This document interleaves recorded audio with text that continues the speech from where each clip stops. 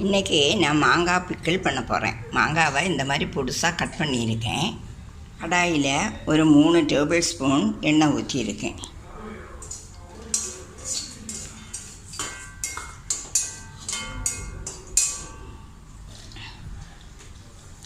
எண்ணெய் சூடாயிடுச்சு. கடுகு,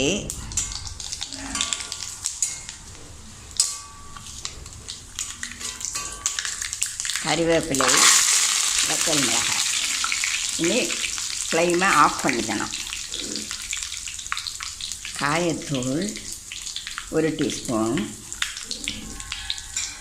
வெந்தயத்தூள் 1/2 டீஸ்பூன். இனி இதில் ஒரு 1/2 கிளாஸ் தண்ணி ஊற்றணும்.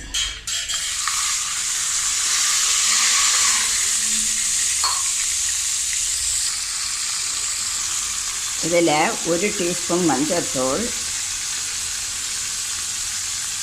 1 டீஸ்பூன் சில்லி பவுடர்,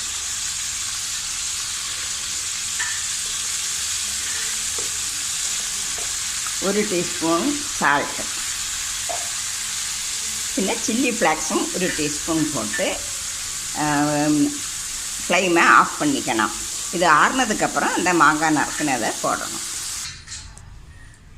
இதில் ஒரு சின்ன பீஸ் வெல்லம் கூட போடணும்.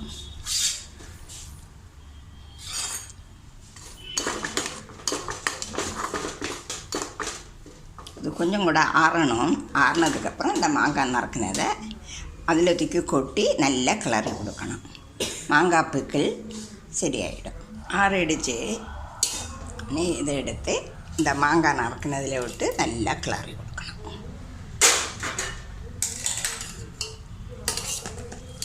சால்ட்டெல்லாம் சரியாக இருக்கான்னு பார்த்துக்கணும்.